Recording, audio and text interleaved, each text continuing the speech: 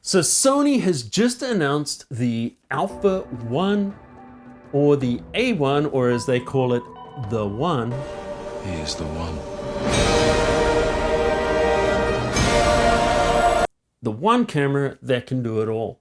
So Sony has a lot of cameras, but essentially the top of the line are broken into 3 different models. So the S shoots video, the R is for photos that shoots high resolution, and then the A9 is super fast, used for sports and news. The problem is, if you don't live your life compartmentalized, you need to carry around 3 cameras.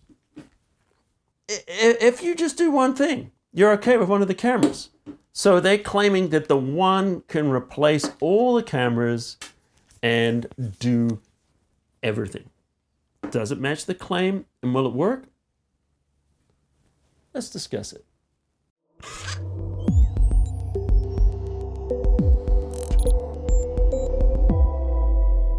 So the easiest way to describe the Alpha 1 is an A7 S3 body, because the size and the weight is almost identical, with a couple of extra knobs on it. But all the functionality, the features, the CF Express slots, the viewfinder is the same.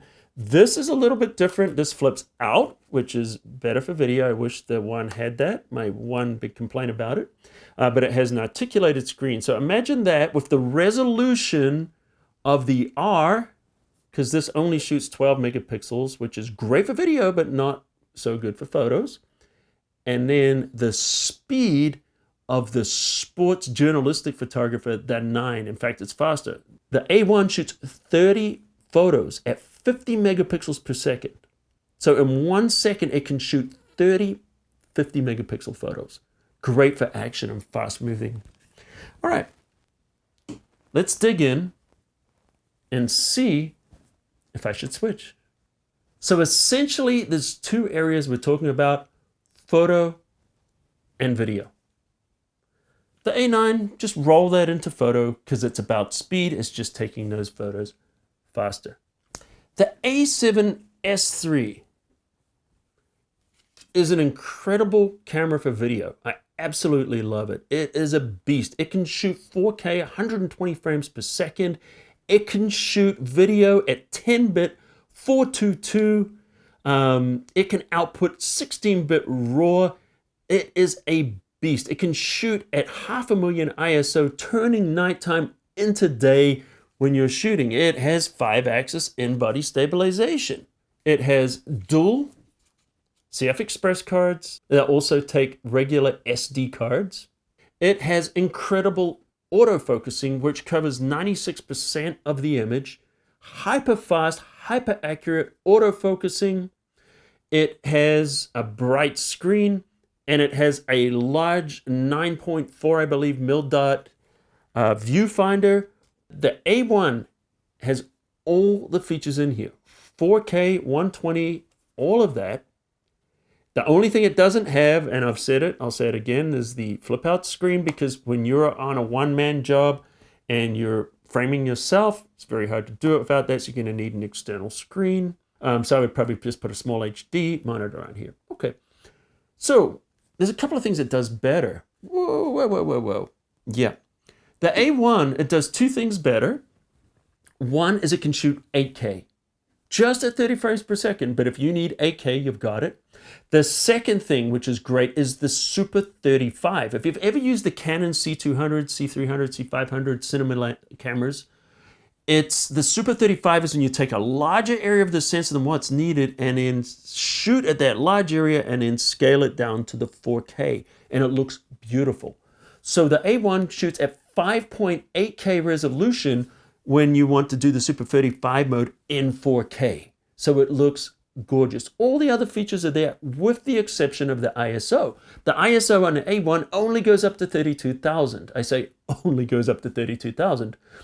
But most situations you're going to be fine. That's actually going to be really good. But if you're shooting in extremely low light and you really need the low light, the S3 is going to do that better. But let's just say, I'm looking at that. That's a very capable video camera. And I'm not going into all the specs again. Look at my review on the S3 where I talk about all the video specs. All of them are there.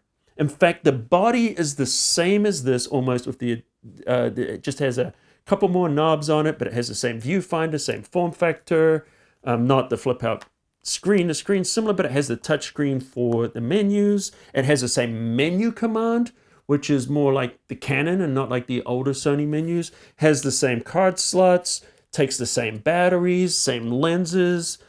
Pretty much everything is the same in the form factor. So unless I'm shooting myself or I'm in low light, super, super low light, I'm not going to miss it. It's going to be very capable. All right, so let's talk about photos. So the A7R resolution, which is currently up to model number 4, so the A7R4 is the current flagship in high resolution images for Sony.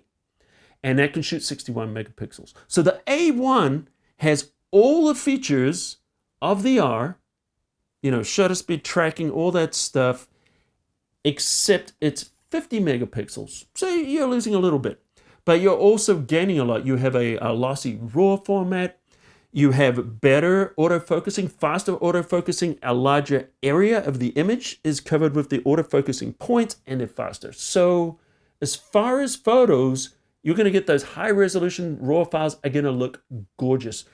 Obviously I'm not going to go into every feature of that because it's not really important, but there's a couple of things I do want to mention in photo that make this really good, because I also do a lot of studio work. So I do, in studio with lighting setup, I do commercial work, I shoot concerts. So that resolution is going to be amazing when it comes to those concerts, because I can get those shots, and 32,000 is still pretty good low light.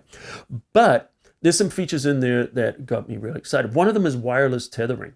So they're claiming that the wireless tethering is going to be fast enough for me to be able to tether to my laptop here, and I'm just going to go around and shoot. I always tether. My clients demand it. If I don't have it on a screen or a large screen, they'll cancel the shoot. I mean, literally, we almost had a shoot canceled once because there was a problem with a cable. Fortunately, we fixed it very quickly, and we were able to continue the shoot. But that's how important having that tethered shot is to the client, because they will stand there and they will watch that TV screen or that large monitor to make sure the shots are what they're expecting or what they want.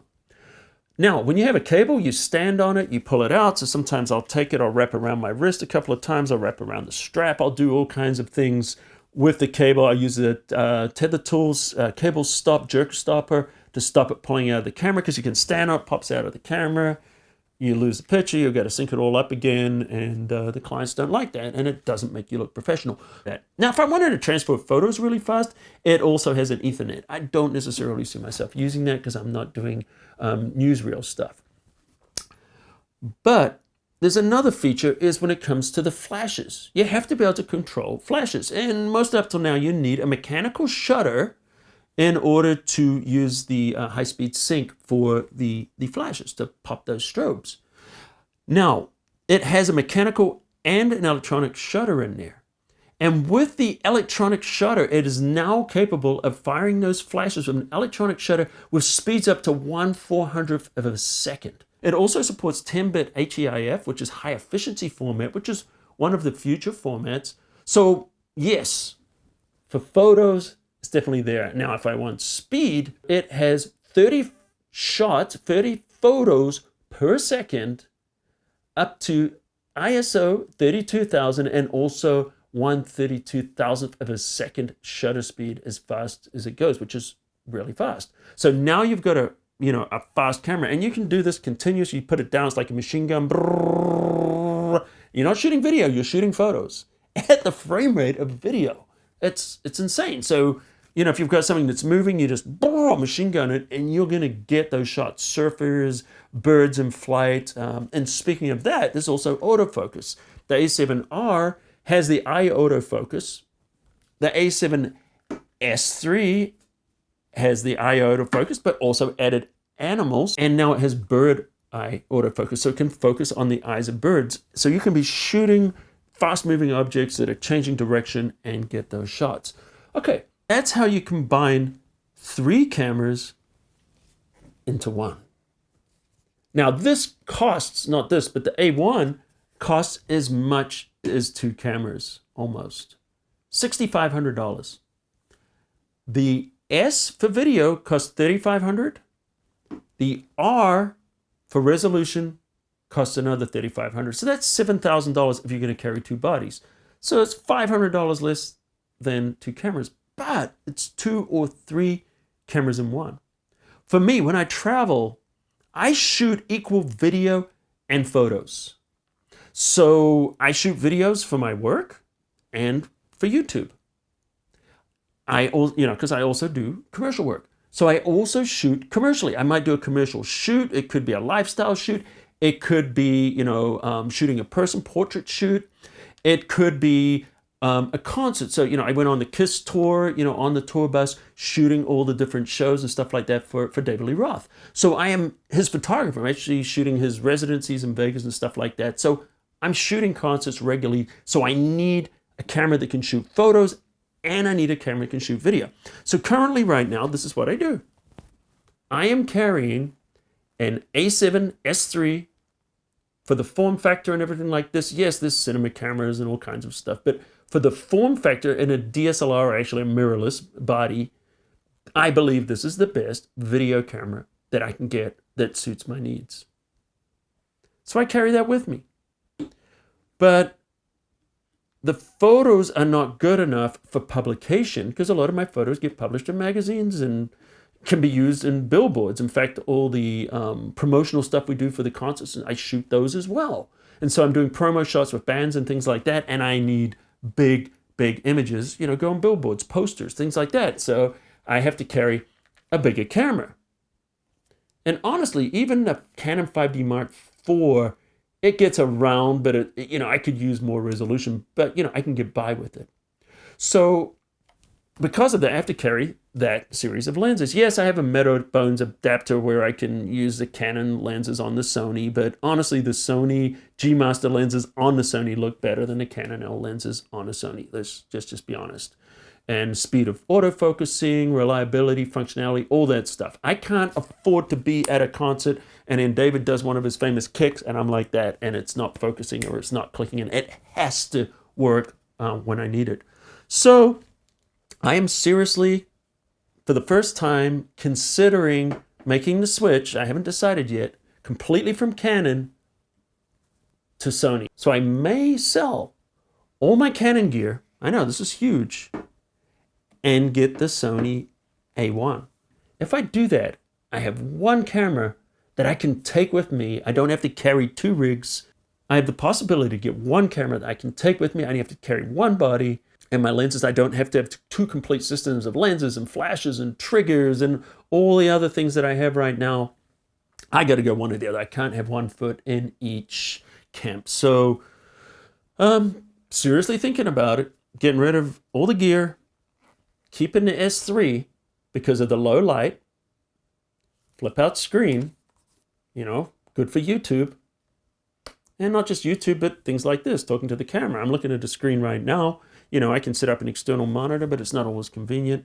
So I'll definitely keep that. And also you need 2 cameras because I like to have an A and a B camera for shooting B-roll, but maybe adding the A1. So I'm curious, guys, what do you think? You guys think, should I do it? Should I do it or should I not do it? I haven't decided yet.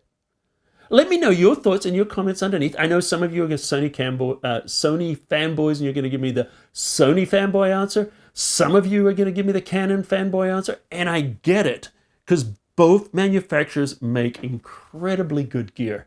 It's really good gear. Both brands are fantastic. So I'm just looking for the camera right now. I'm not sponsored or paid by any brand. So I really need to go with the camera that's going to give me what I want. So love to hear your comments. And by the way, if you are new here, welcome to Photoshop Cafe. Consider hitting the subscribe button and turn on the notifications and you'll get new tutorials and videos from me each week. Normally I do Photoshop Lightroom tutorials and occasionally I'll do a tech video based around photography video or computer gear, and stuff that we use and run Photoshop. So thanks, guys. And anyway, if you like this or even if you dislike this, do me a favor. Hit that like button. That's a thumbs up. It just kind of helps us with the algorithm get discovered on YouTube. And until next time, I'll see you at the cafe.